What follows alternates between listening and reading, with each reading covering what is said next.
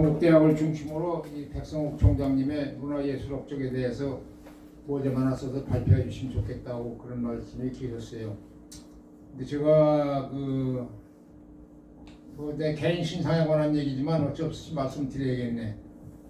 농내장으로 한 20, 30년 전에 오른쪽 눈은 좀 신령한 일이 있는데 이제 왼쪽 눈 하나 가지고 그동안 뭐 강의도 하고 운전도 하면서 살아왔는데 이상하게 말년에 운이 나쁜지 저 왼쪽 눈이 각막이 절단 나가지고 눈이 안 보여요. 장님이나 마찬가지. 그래서 이제 남의 각막을 수입해서 이식을 해가지고 그동안 한 6년 살았는데 이게 이제 한 3년 각막 이식에 3년 되면 또 이제 안 보여요. 그래서 제가 이제 글을 볼 수 없고 뭐 글 깜깜해서 쓸 수가 없어서 어렵겠다 그랬더니 이제 원혜영 교수님하고 공동으로 집필을 하시는 게 좋겠다. 그래서 제가 원혜영 교수에게 동국대학을 중심으로 해서 백 박사님의 문화예술 업적에 대한 자료를 조금 줬습니다.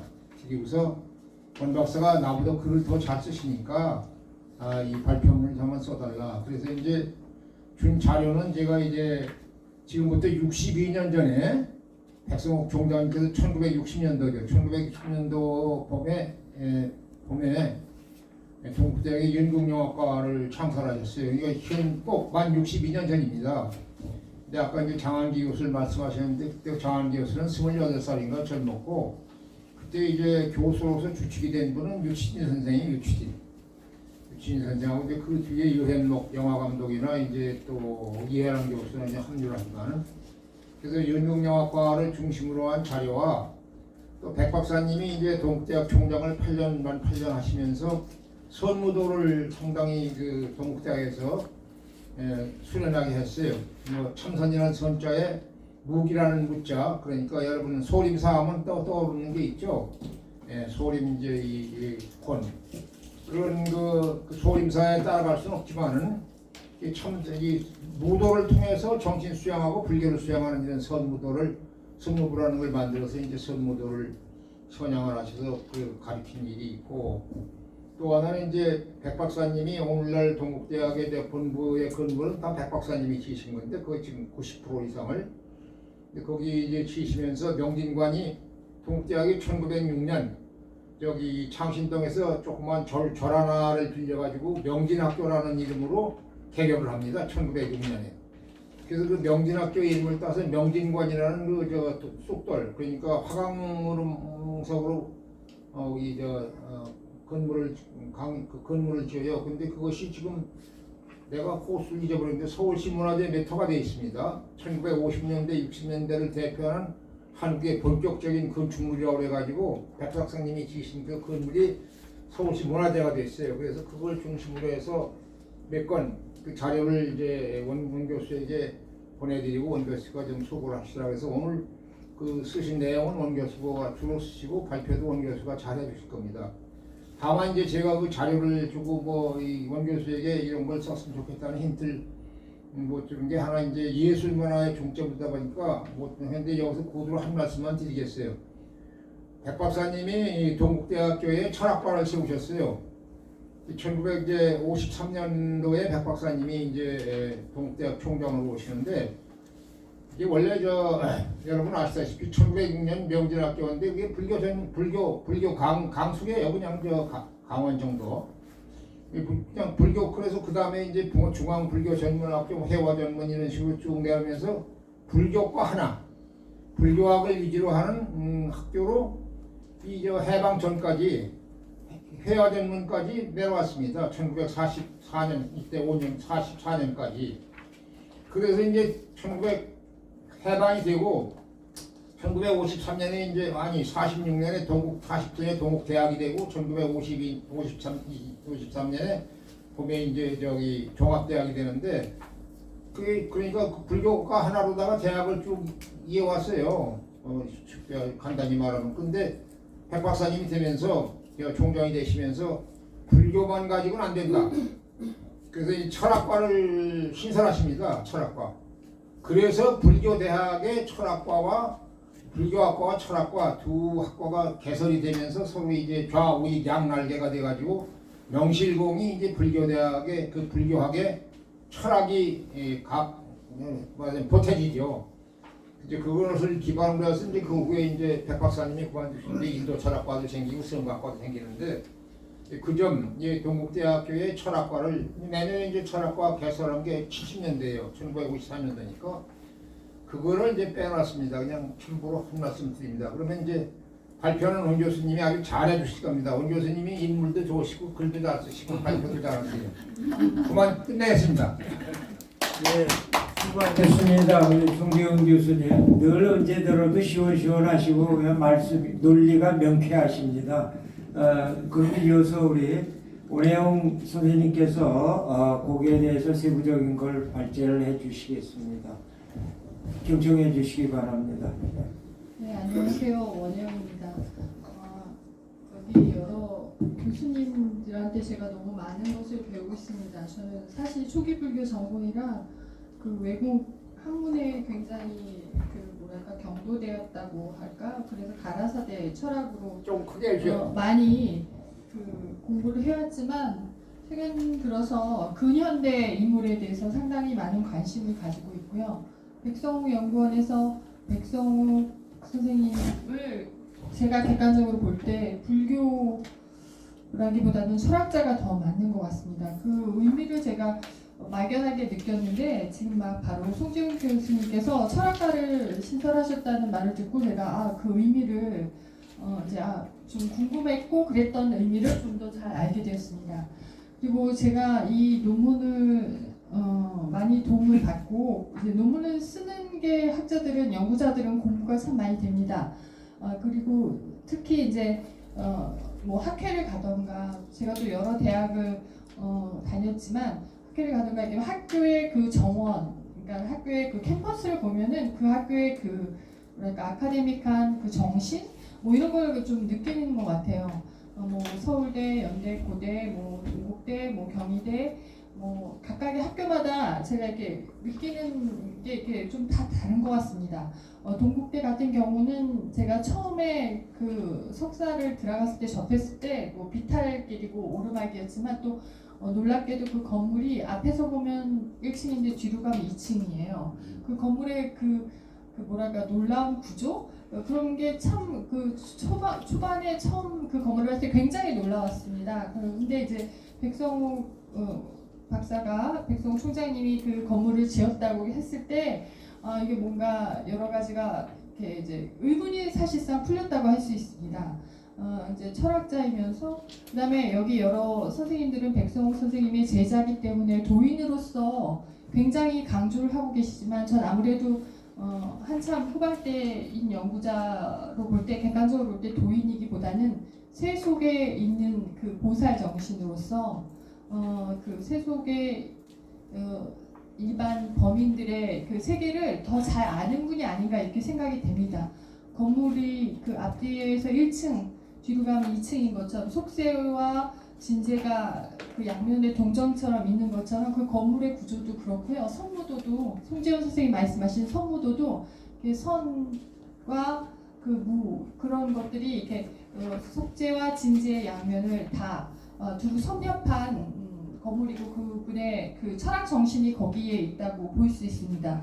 특히 그 백성우 선생님의 그 저술 책을 읽다 보면은 미의 차별이라는 시가 있고요. 그 다음에 또 하나는 그 미의 차별이 시라면 미라는 것은 그분의 그 산문 시를 짓게 된 배경을 설명하는 글이 있습니다.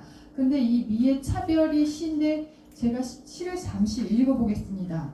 그러니까 이게 나는 외로이 사방을 둘러보는데 나의 시선이 이렇게 돌다가 어디에 이렇게 시선이 멈춘다는 거예요. 그래서 필경 그곳에 무엇이 있어서 내 눈길을 사로잡나 하면서 처음에는 무심히 보다가 다시 유심하게 이렇게 포커스 되면서 보는 거죠. 그래서 그들의 걸음이 완만하게 보니까 그게 이제 진화식, 중국식이라는 거죠. 그래서 소년, 소녀들이 가면서 속삭거리는데 그걸 듣고 싶은데 바람 방향 때문에 들리지 않는데 그 자태나 태도가 굉장히 나의 그 모든 감정과 느낌을 끌리게 한다.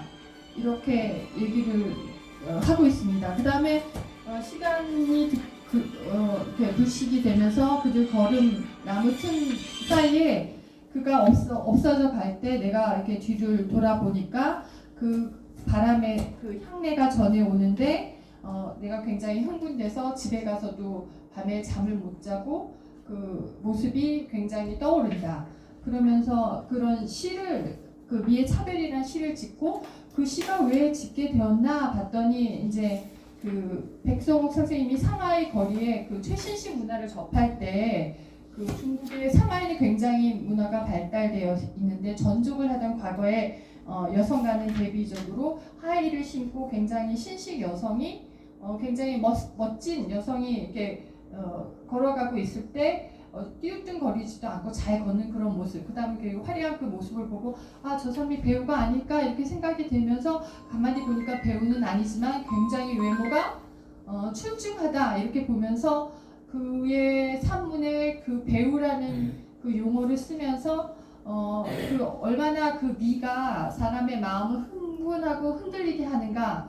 그러니까 일명 남자로서 집에 가서 예쁜 여자를 보고 이렇게 마음이 살랑살랑 거리는 그런 느낌을 아주 솔직하고 과감하게 그 산문의 시에 쓰셨습니다. 그리고 나서 저는 그 산문 미의 차별과 미에 대한 산문을 보고서 아, 이분이 굉장히 여러 곳에 프랑스나 뭐 그 상하이나 이런 곳들을 접하면서 굉장히 신식의 문물을 보고 여성들의 아름다움, 그 다음에 외모 이런 것들의 태도 이런 것들을 보면서 생각하는 면이 많았구나 이렇게 이제 느끼게 되고 그게 총장으로 재임하시면서 영국 영화과라는 그 과가 굉장히 필요하고 실질적으로 우리가 취미와 실질 생활에서 혼돈을 가져오지 않아야 된다는 그 윤리적인 잣대 이것도 강조를 하시면서 한국의 근현대 문화에서는 뭐 첩을 두거나 이렇게 이중 생활을 하는 그런 여러 가지 관계를 에 대해서 그 영화 연극가를 들으면서 배우를 통해서 그런 것들을 일시적으로 해소하면서 취미와 자기의 개인 실제 생활은 구별을 지어야 된다는 그것을 이제 연극 영화과를 통해서 이렇게 대비적으로 이렇게 대치를 하기도 하면서 대용을 하기도 하면서 이러면서 이제 그 실질적으로 학문적으로 그 영국 영화과를 그 개설했다고 보여집니다. 그래서 그분이 지은 건물에서 진지아 속지처럼 그 1층과 2층의 그런 건물, 그 다음에 이분이 지은 그 여러 과가 있죠. 그래서 이 과 중에서 제가 송지훈 선생님한테 받았던 자료를 통해서 보면은 영국 영화과에서 그 생각을 어떻게 말하느냐, 그러니까 정종 선생님의 그 표현이 있습니다. 백성욱은 바다를 갈아먹고 34페이지입니다. 바다를 갈아먹고 살아야 할 우리네 처지에서 남해를 해양연구소로 만들 생각을 하기도 하고 또는 영국 영화과를 두어서 언어 훈련이나 동작이나 행동거지 그리고 표현이나 얼굴 가짐 등 사람다운 매너를 영국에서 배우고 가르치도록 해야 한다고 했다. 아마 장안에서도 영국 영화과 창설을 유치진 교수를 초빙한 것이 아마 동부 때가 가장 빨랐을 것이다.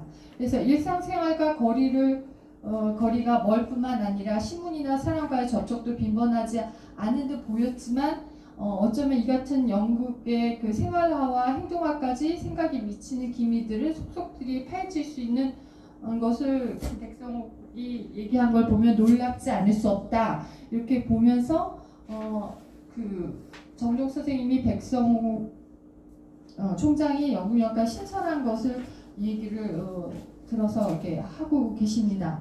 그리고 또 제가 그 연극 학보라는 게 있습니다. 아까는 백성욱 선생님이 연극 학과를 신설할 때 유치진, 장한기, 이해랑, 유연복 등을 임용했는데 그들이 바로 우리의 지금 그 K-팝을 이끄는 가장 큰 토대를 마련한 인물들이라고 할 수 있습니다. 그들이 문화 예술 분야에서 꽃을 피웠기 때문이죠. 그래서 유치진과 장한기 선생님은 1958년, 1959년 각각 국문과 교수로 부임을 했으나 그 백성욱 총장에게 영국영화과의 진설과 그 필요성에 대해서 의견을 나누었고 지난 백성욱 그 포럼에서 장한기 선생님이 그 얘기하신 게 그 우리 동영상에 남아 있는데 장한기 선생님 그 동영상에서 확인할 수가 있는데 백성욱 박사가 영국영화과 신설해라 이렇게 하고 그 지시를 내렸다고 하세요. 그래서 이 이제 문화부의 커리큘럼이나 취지문 이런 것들을 문교부에 신청을 해서 인가를 얻어서 그래서 동국대 연극은 급속하게 그 확대돼서 도약의 발전을 이루었습니다. 그래서 그 연극학과의 창설과 더불어 연극학부를 창간했는데 이게 대학 도서관에 일본, 대만, 중국, 미국, 독일 등에 배포되면서 당시 세계적인 학술지가 되었습니다. 그래서 지금의 K-팝이라는 것은 단순히 그 배우들의 그 몸짓, 태도, 그다음 훈련 이런 것뿐만 아니라 아주 그 잘 아카데믹한 기본이나 그 토대가 잘 닦여 있다는 이것을 이 학보를 보면 알 수 있습니다. 그래서 유치진 선생님의 연극 학보가 제1집에 1967년에 나왔는데 그 당시에 연극 영화계의 상황과 미래 버전을 제시를 잘 했고요. 또 유치진 선생님은 국립극장 개관의 원술랑, 레우 등과 같은 공연에서 보여주듯이 연극적인 성과와 사회적인 주목을 이끌어서 관객의 수를 크게 확보함으로써 영국의 르네상스 시대를 열었습니다. 36페이지입니다. 그래서 유치진 선생님이 극장, 관객, 배우의 이 기본 요소에 대해서 철저하게 우리에게 그 청사진을 제시하셨고 그 뒤에 장한기 선생님은 연극학보 제2집에서 신극에 대한 그 흐름, 그 다음에 이제 그 여러 가지의 그 창작적인 시도, 특히 그 당시에 구미 연극의 번안과 창작적 시도가 있었던 신극에 관련돼서 계몽주의 사상을 무대로 올리면서 우리 연극계의 새로운 그 토대를 잘 마련을 해주셨습니다. 그 다음에 이 장학기 선생님이 계속 이 연극학부에서 많은 이야기를 하셨는데 이분 또 연극에 굉장히 그 초점을 많이 두셨죠. 배우들이 연극의 기본기가 있어야지 영화나 이런 매스컴에서 그 기본기를 탄탄히 해서 좋은 그 연출이나 그 연기를 할 수 있듯이 그 당시 그 토대를 장한기 선생님이 마련했다고 할 수 있습니다. 그 다음에 또 중요한 분이 이해랑 선생님이신데요. 일본 대학 예술학과를 졸업하시고 그 당시 연극인 김동원과 함께 동경학교 예술자에서 연기자로 활동하셨던 분입니다.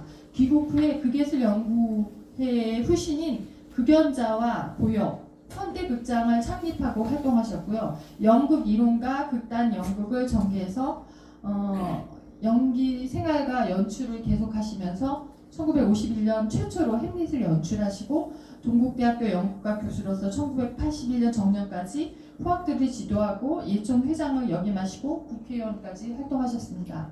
이분의 대표작은 천사여 고향을 보라, 드로리, 황금 연못 등이 있고 그 다음에 허상과 진실 등의 그 저서를 펴냈습니다. 이해랑 선생님이 또 우리한테 이렇게 유명하게 각인된 것은 동국대학교의 그 지하철로 올라가다 보면 바로 그 이해랑 예술극장이 있죠. 굉장히 잘 지어놓고 거기에 그 대불전도 있고 그 극장도 있어서 이분의 그 자손들이 여기다가 이제 펀드를 대셔서 잘 공연하는데 부족함이 없게 중국장 규모의 공연장이 부족함이 없게 서울에 위치한 연극 전용 극장으로서 공연 문화 발전에 굉장히 공헌을 하셨습니다. 그 다음에 중요한 분이 영화 감독인 유현묵이라는 분입니다. 이분은 굉장히 세련된 연출 솜씨가 특징이라 한국 영화 역사상 가장 뛰어난 작품을 만들었다고 평을 들을 정도로 영화계의 거목이십니다. 국문과를 졸업하셨고 교차로 영화를 하셨죠. 그 다음에 오발탄, 아낌없이 주련다, 잉여인가, 불얘기 지금도 들으면 굉장히 유명한 것들입니다. 그래서 작품을 총 40여 편을 연출하셨습니다.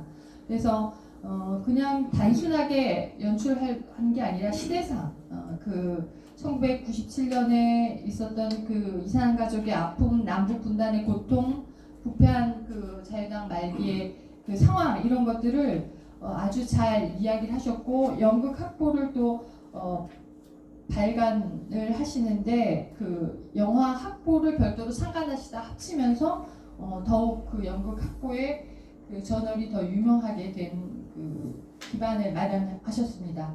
그래서 이 백성욱 선생님이 연극학과를 신설한 이후에 유시진, 장한기, 이해량, 유영목과 같은 인물들이 쌓은 문화예술의 업적은 그 분야의 초석을 다졌을 뿐만 아니라 지금까지의 문화예술의 인연이 이어졌다고 볼 수가 있습니다. 그래서 이분의 업적이 상당하다고 할 수 있는 것이 지금 현재 모든 그 영화나 연극에서 보면은 세계적으로 상을 받기도 하는데 굉장히 저희가 봐도 그 연기가 굉장히 탄탄합니다. 너무 배우로서 연기가 무르익고 아주 사람들의 심금을 울리는 그 연기를 많이 하죠. 그래서 우리가 굉장히 진짜 취미 생활을 즐기고 영화를 즐기게 되고 그다음에 위안을 받고 이런 것이 이분의 덕이 아니었나 이렇게 이제 생각을 하게 돼서 이 글을 준비하는데 많은 생각을 하게 됩니다. 그다음에 요즘에 많은 젊은이들이 참 배우가 되길 원합니다. 연예인이 되길 굉장히 원하죠. 거기에는 많은 그 기량이나 그 토대 그다음에 발전된 그 한국상 이런 것들이 모두 총체적으로 환경적으로 잘 무르익어서 지금 꽃이 피어진 것이 아닌가 이렇게 생각이 듭니다. 그 시작은 바로 이제 백성욱 선생님이라고 감히 말할 수 있게 되었습니다. 이게 제가 그 연구한 그 백성욱 박사의 문화예술 업적에 관련된 글입니다. 네, 감사합니다. 수고하셨습니다. 오늘 여기서 발표하는 논문 한 편이 한국 국내 문화예술의 지평을 여는 논문으로 향후 높게 평가되리라 보여집니다. 또 좋은 자료, 귀한 자료를 또 전달해 주신 우리 송재훈 교수님 시력 빨리 회복되기를 기원합니다. 오늘 우리 원혜영 선생님 수고 많으셨습니다. 감사합니다. 다음은 우리 이어서 백성욱 박사의 문화작품 분석이라고 김광영 교수님 잠깐 화장실 가셨는데 쉬는 시간 없이 그냥 이어가려고 합니다. 많은 선생님들도 참석 안 하셨고 그래서 얘기하고 또 이따가 질의응답 시간에 좀 더 많은 시간을 가지고 진지한 대화를 나눴으면 합니다.